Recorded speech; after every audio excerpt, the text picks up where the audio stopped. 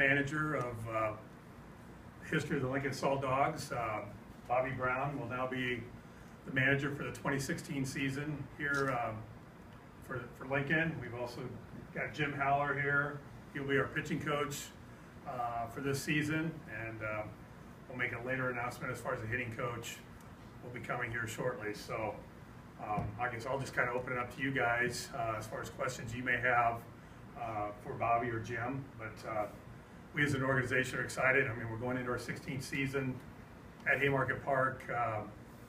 Season will start the 27th of May here. We'll be on the road the 19th, a road trip to Wichita and KC before we come home here to start the home opener in late May. So I'll turn it over to questions for you guys, and again, appreciate you guys coming out today. So, for you, what led to the change? What led to the change?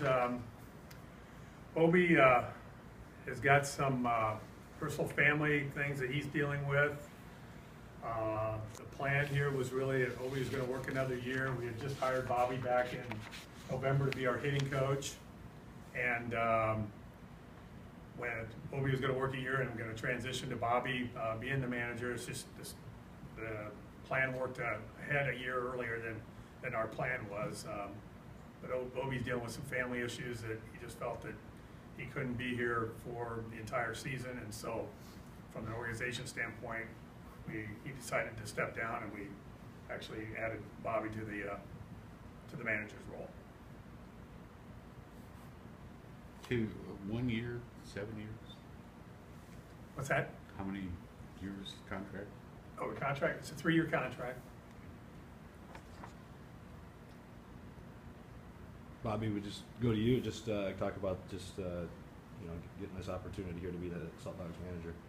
Well, played a lot of years here, played against these guys for 3 or 4 years when they first came into the league. I was up in Winnipeg, and just seeing this ballpark on a year after year basis, and then managing in the league the last 3 years, and seeing it from the business side of things, how they take care of the opposing coaches and the opposing players.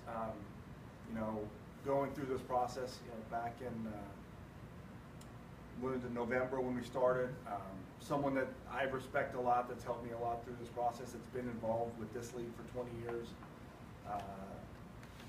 Made a kind of a quote that this is the premier job in independent baseball, and I think there's no doubt that it is. This is the first class of the organization.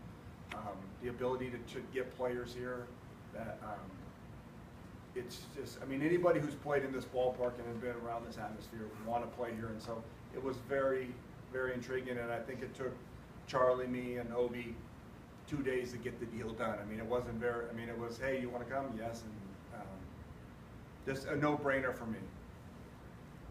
Are we going to be seeing any new faces this year? Player-wise? Yeah, player-wise. Yeah, it's a little bit, it's a turnover league as it is.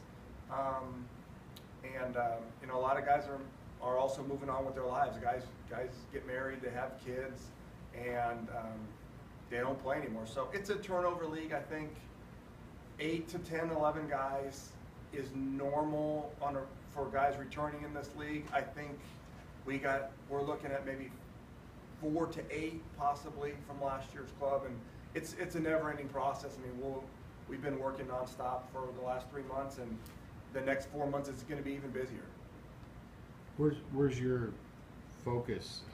Is it, in the past, well, Jim will remember this, but in the past there was a Mexican league focus, and there was some Latin leagues. Do you have a focus on where you're going to get players?